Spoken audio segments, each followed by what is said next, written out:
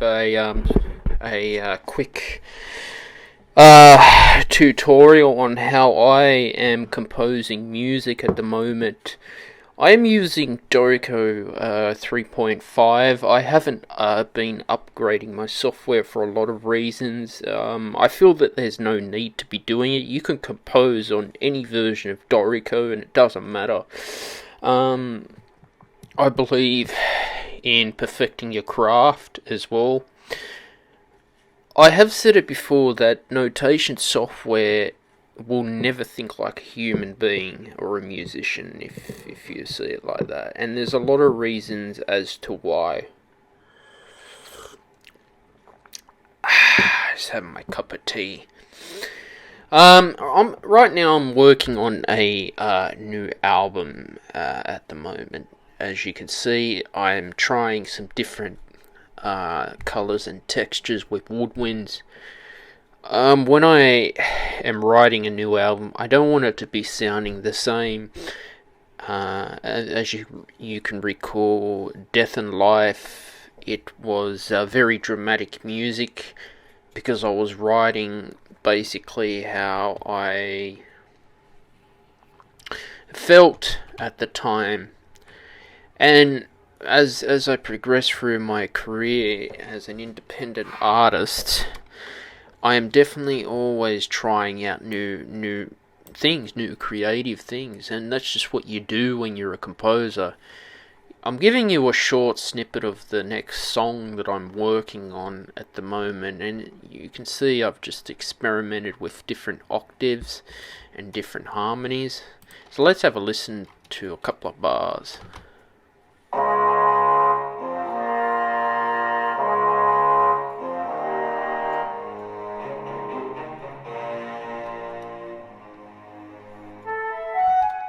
So, basically I just demonstrated a couple of bars for you there. This is how I'm writing music. I constantly am repeating it back to myself as well.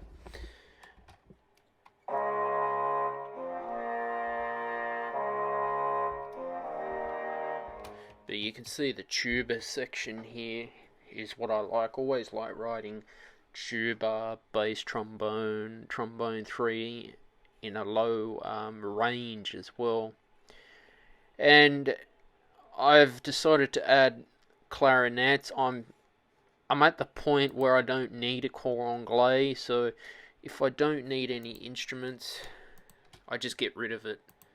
And this is the beauty about notation software. I feel I don't need oboes in this score, so I delete it if I don't feel it's going to fit. When I'm writing as well, I title the track when I'm done, I'm finished. Right now I don't have a name, but I know this will go on the new album. I feel I just want to take my time. I think if a lot of composers out there are rushing as well, the problem is when you rush your work, it turns out to be a disaster. And you can imagine how many bands out there have rushed new albums and it turned out to be garbage because they were on deadlines. The beauty about me is I'm not on any deadlines. I can write at my own pace. I can mix and master as whatever hell that I want. So I've given you a quick behind the scenes of a new track, and I just want to tell composers out there that you've got to find your process as well. You've got to find your style. This score, I feel I don't need trumpets, so this is how I start to break it down as well. For me, it's like just saying author. When you write, you just get it out there. It's called your draft at the same time. And always keep saving your work because you don't know when your your software's going to crash. So at least if it's saved, you've already got it there, what you've done. Usually every 5-10 bars I'll save it just in case, because there's nothing worse when you've done all that work, and this has happened, it crashes and then you've lost it, and then you have to redo that again, those ideas, and just get it down on paper as well, because the more you get it down and play with it, the better it is. So have a listen.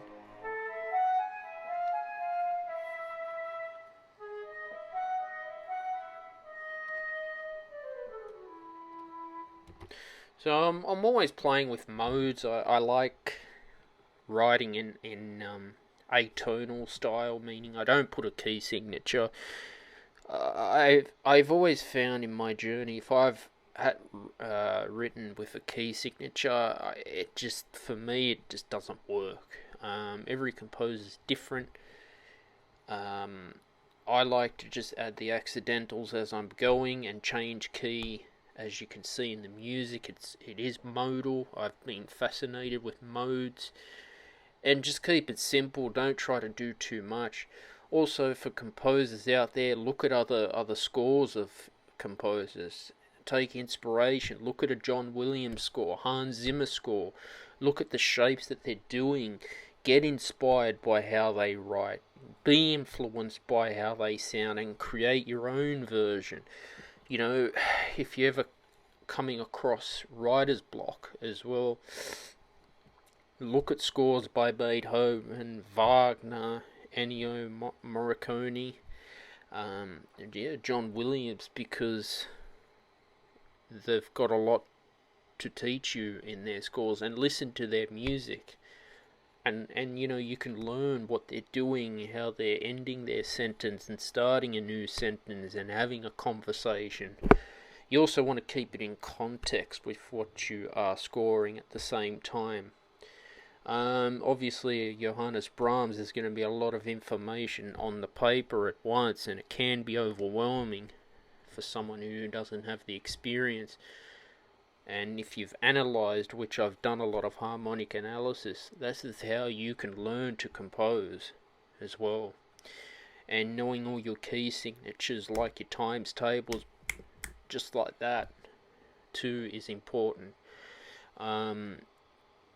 So for me, this style has worked. It has been a lot of trial and error, a lot of things I've published that turned out to be disaster. One tip for songwriters out there, even if it goes to the draft, upload it to your, the royalty-free libraries and just sell it as a sample. You know, just because it doesn't make the album, still publish it to Pond 5 or Motion Elements or wherever you're publishing for royalty-free.